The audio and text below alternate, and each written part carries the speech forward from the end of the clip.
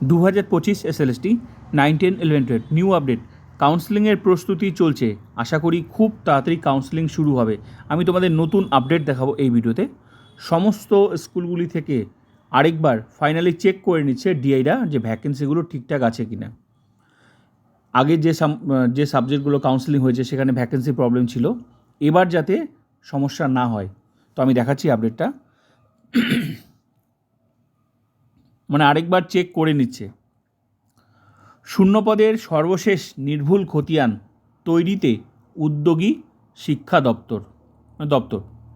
পরিসংখ্যান সংগ্রহে ডিআইরা কিন্তু কালেক্ট করছে ফাইনালি আরেকবার।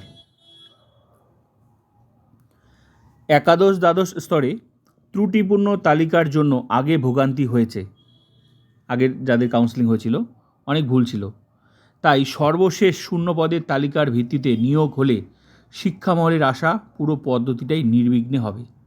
তো এবার যাতে সেই ভুলগুলো না হয়, স্কুল নিয়েছে, স্কুলে গিয়ে দেখে যে সেই সাবজেক্টটা নেই, এই সমস্যা যাতে না হয় তার জন্য কিন্তু আরেকবার একদম চেক করে নিচ্ছে, রিচেক, যে ঠিকঠাক আছে কিনা স্কুলগুলো, সাবজেক্টগুলো স্কুলে। দুশান্ত নারিওয়ালাকে চেয়ারম্যান পদে নিয়োগ করা হয়। বুধবার পর্যন্ত তিনি দপ্তরে আসেননি বলে খবর, কিন্তু থমকে থাকা নিয়োগ প্রক্রিয়া ফের শুরু হবে বলেও শোনা যাচ্ছে। নতুন আপডেট। তাই তার আগে এই শূন্যপদের সর্বশেষ পরিসংখ্যান সহযোগে তালিকা তৈরির প্রস্তুতি শুরু হয়েছে।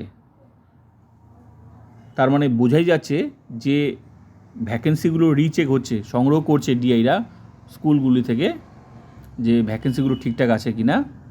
এই নতুন কাউন্সেলিং, যে সমস্ত সাবজেক্টগুলো কাউন্সেলিং বাকি আছে 11, 12, আশা করা যায় খুব তাড়াতাড়ি শুরু হবে। তার জন্যই কিন্তু এই সংগ্রহের কাজগুলো যে ডিআইরা যে করছে বিভিন্ন স্কুল থেকে, যে স্কুলগুলো ফাইনালি আরেকবার চেক করে নিচ্ছে যে ঠিকঠাক আছে কি না।